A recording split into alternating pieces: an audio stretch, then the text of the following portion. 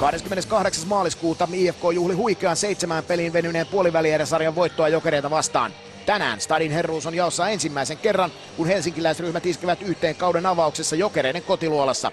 Jännitteitä riittää, eikä vähiten sen vuoksi, että 652 NHL-ottelumies Jarkko Ruutu pelaa ensimmäistä kertaa aikuisurallaan Helsingin IFK:ta vastaan. Reilu 3 minuutin kohdalla äsken mainittu kohumies Ruutu istuu kakkosta poikittaisesta mailasta, mutta hallitseva mestari ei onnistu Porin Ässistä Jokerin maalille hankittua Eero Kilpeläistä ohittamaan. Todella vahvalla taklauspelillä otteluun tullut Jokerit pääsee jauhomaan kauden ensimmäistä ylivoimaansa reilun 6 minuutin kohdalla, mutta Mikko Jokela voi jäähypenkillä huokaista helpotuksesta. Jan Lundell tylsyttää Jokerin yritykset ja sen joutuu toteamaan myös Jeremy Denner. Avauserässä käsikirjoitus on selvä. Jokerit jauhaa aggressiivisesti ja IFK vikisee. Maailmanmestari Ossi Väänänen vetää ranteella ja irtokiekon lapioi varmasti ohi voimattoman Jan Lundellin Ilari Filppula, kun kellot ilmalassa näyttävät aikaa 12:12. Tanskan maajoukkuemies Niklas Hart kirjaa avausmaaliin myös syöttömerkinnän ja nämä numerot pätevät avaus 20 jälkeen. Jarkko Ruudun illan toinen kakkonen heti toisen erän alkuun tuo IFK peliin mukaan. Mikael Granlund ja Ville Peltonen laittavat kiekon liikkeelle. Mikko Jokela yllättää ranteella Eero Kilpeläisen, kun toinen erä on vanhentunut reilu pari minuuttia. Kahdella edelliskaudella KHL:ssä ja Elitserienissä yhteensä yhden maalin iskenyt Jokela saa nyt herkkua heti ensimmäisessä ottelussa. IFK on hyvää oloa kestää paidan sisällä vain 12 sekuntia, kun Ben Eves liukuu rankaisijan muodossa yli sinisen ja pommittaa kiekon tulisesti Jan Lundellin puikoista pömpeliin.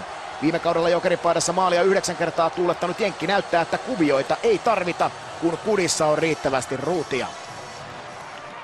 Jokerit lyö lämpöä lisää reilun 27 minuutin kohdalla ylivoimalla ja tätä kelpaa kelailla. Markus Nurlund ja Ilari Filppula sahaavat IFK-alivoiman nippuun ja Niklas Hart saa nautiskella maalin edustalla tarjoilusta. 3 edelliskautta Malmössä kiekkoillut tanskalainen osui edellisen kerran SM-liigassa Tappara-paidassa, nyt uran toinen runkosarjamaali. IFK pysyy kyydissä mukana illan toisella ylivoimaosumallaan. Toni Söderholm kirjaa kakkossyötön, kun Mikael Granlund piskaa napakalla ranteella 3-2 kavennuksen, johon loistavan maskin Kilpeläisen eteen tehnyt Kimmo Kuhta osuu. Sillä kavennusmaali merkitään 36-vuotiaan IFK-ikonin nimiin. Jokereiden niukasta maalin johdosta mennään ottelun kolmanteen erään. Jokerit karkaa 2 maalin karkumatkalle jälleen kolmannen erän alkuun. Markus Kankaanperä antaa namusyötön, tosin väärälle miehelle. Ja tästä Jani Rita kiittää ja pamauttaa limpun 4. kerran IFK-pömpeliin. Kauden 2006-07 maalikuninkaan osumaan kirjataan Riku Haalille myöskin syöttöpiste.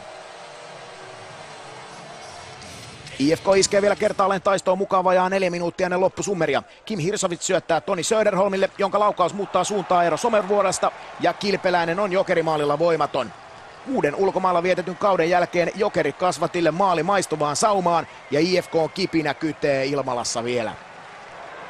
Jokerit ratkaisee kauden ensimmäisen paikallistaiston vain 49 sekuntia IFK-kavennuksesta. Ilari Filppula ja Teemu Eronen rakentelevat paikan, josta Jokerikapteeni Ossi Väänänen täräyttää kotijoukkueelle täyden hallin edessä ansaitun 5-3 voiton ja ainakin pienen murun verran balsamia viime kevään haavoille.